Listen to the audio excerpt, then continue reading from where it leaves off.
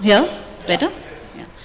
So I have basically, I began by looking at social media in a completely instrumental sort of way. I don't use LinkedIn or any of those social media outlets. Mostly I'm active on Twitter. I only go to Facebook to check whose birthday it is, because I like to be on the right side of that.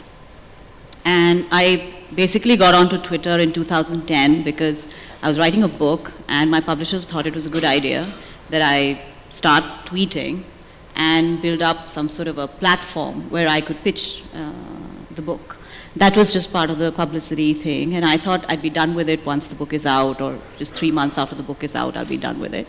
Then I started enjoying tweeting, especially tweeting my stories, because I was working with the Financial Express, not the highest circulation. So when I started tweeting stories out of that, I got a lot of readers who otherwise wouldn't be subscribing to the paper, but would be reading my stories online. I got feedback. I had a fortnightly column on the op-ed page at that time called The Political Instinct. That got a lot of traction. And when I moved to the Economic Times, we were actually reconstructing the political bureau of the Economic Times at that time, getting ready for the general elections. Hiring was done, a lot of hiring was done at that time, and we had decided that this particular campaign, because we just were getting out of the India Against Corruption Aam Aadmi Party setup, which brought home the power of social media as a very real tool which would affect political behavior.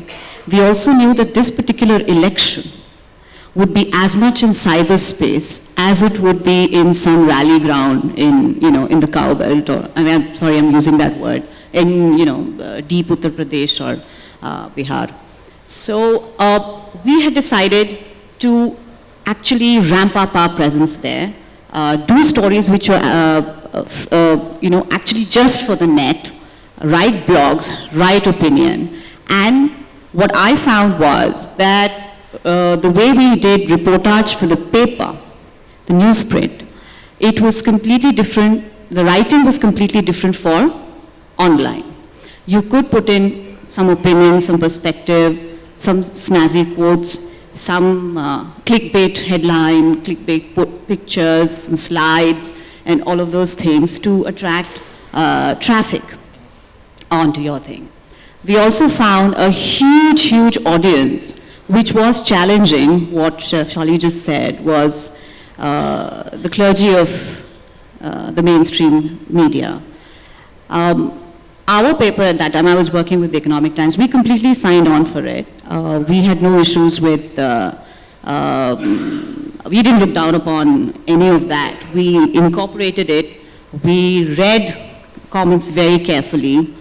We explored some ideas that were thrown up in those comments and things like that. And we actually went with coverage that was both friendly on online and for print. So Shefali, what you're trying to say is an us and them kind of a thing. That is not true. Newsrooms now are pretty much clued in to the audience there. They have read the mandate of 2014. They've read the mandate of 2015 as well, Bihar and Delhi. And there is a very real engagement that is happening in newsrooms. So this us and them dichotomy that you are talking about is not true. Trolling is a different matter. We'll come to that later.